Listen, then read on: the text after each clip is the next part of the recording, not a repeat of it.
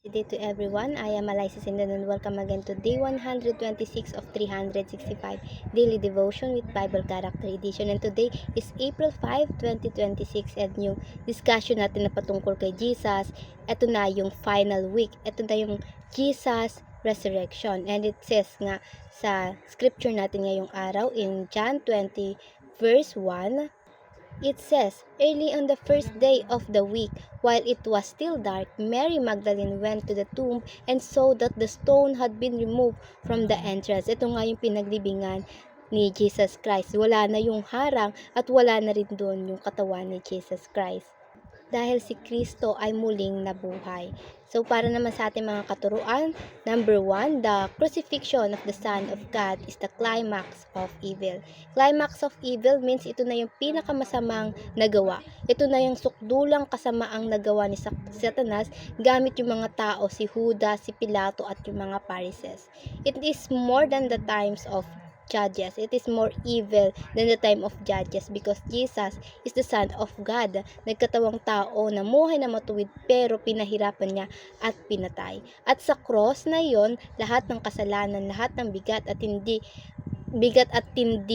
kinuha lahat yun ni Jesus Christ at wala siyang tinira para sa ating mga kapatawaran sa harap ng Ama. Kaya nga, there's no sin that beyond redemptive work of Lord Jesus Christ.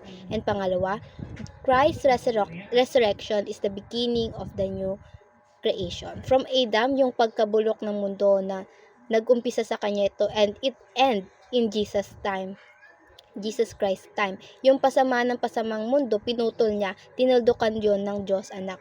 From His resurrection, itong ikatlong araw ng kanyang pagkabuhay mula sa pagkamatay doon sa cross ay simbolo ng renewal at beginning of the new creation. Kaya the enemy has no longer authority on us, not even a single one, because Jesus redeemed us from enemy's authority here on earth. And there is hope as the Lord live.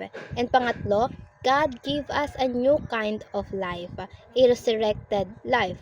Tayo ay binigyan ng bagong buhay ng Diyos. Kaya napakaganda ng mahal na araw. Tapos yung mahal na araw na to ginagamit talaga natin para pag nilay-nilayan yung ginawa ni Jesus Christ doon sa cross. At si Jesus Christ hindi lang siya nag-alay ng kanyang buhay, kundi in deep essence, He give us new life, new relationship with our God the Father. It is also the restoration from our brokenness. Tayo ay kasabay na hinatulan sa cross ng Kalbaryo. Tayo ay namatay na at nagkaroon din ng bagong buhay. And that's why baptism is very important. Sa paraang ito ay muli rin tayong bumabangon, muli rin tayong binabago ng Diyos. At ito nga yung sabi sa 2 Corinthians 5 verse 17, therefore, if anyone is in Christ, the new creation has come, the old has gone, and the new is here. And now, para naman sa ating application, paano ba natin i-apply ito mga talakayin natin sa ating mga buhay? Number 1, live a new creation life, the life of Christ in you. At sabi nga sa Galatians chapter 2 verse 20, I have been crucified with Christ and no longer live, but Christ live in me. The life I now live in the body, I live by faith in the Son of God, who loved me and gave Himself for me. So, noong si Kristo ay pinako sa krus, kasabay na tayong pinako doon. Kasabay na yung mga pagkakasala natin, yung dating tayo. Kasabay na yun lahat sa pagkapako ni Kristo doon sa krus. And when Jesus resurrected, we as well, one true and original identity restored. Kaya ipamuhay natin yung bago at iwan natin yung lumang gawin natin because Christ's life is within us now. It's no longer I or you who live, but because Jesus Christ alone. And pangalawa, understand that Jesus Himself is eternal life. Eternal life, it is not a thing na binigay sa atin. Eternal life is Jesus Himself, a person. So Jesus was given to you, given to us. Then eternal life is in us. In conclusion, itong pinamumuhay nating eternal life ay si Kristo. And pangatlo, pursue a meaningful life by living the life of Christ. Bigyan natin kabuluhan ang buhay. If you don't know yet what's your purpose, then find it to Christ. Huwag sa mga bagay-bagay sa ating paligid or sa tao. Seek Him and you will see. Di naman kinukubli ng Diyos ang kanyang sarili sa atin.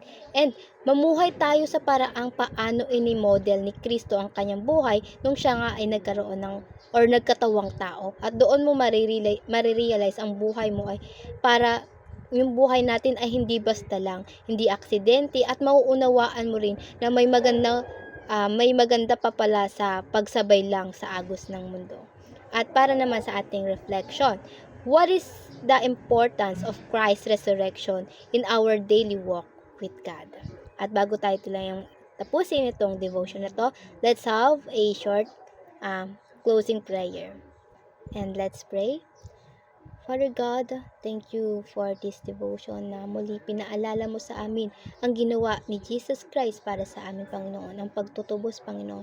Kami nagpapasalamat, Panginoon, na hindi nahimlay ng matagal si Jesus Christ doon sa libingan. Bagkus, Panginoon, bumangon siya. Patunay, Panginoon, na yung redemptive work, Lord God, ay kanyang ginawa. Panginoon, salamat sa inyong pagmamahal sa amin kahit na kami ay naging makasalanan, Panginoon. Salamat sa buhay na inialay mo, Panginoon. Jesus, we want to know you more deeply each day. Kaya gabayan mo kami kung paano namin maisa sa buhay ang iyong buhay na ginawa dito sa mundo, Panginoon. Panginoon, salamat sa pagmamahal mo, salamat sa bawat biyaya at pagtanggap sa amin. At Panginoon, ikaw nawa ang siyang palagi manguna sa aming mga daraanan, magliwanag ka at dakilain ang bawat tao sa aming buhay. In Jesus' mighty name we prayed. Amen and amen and amen.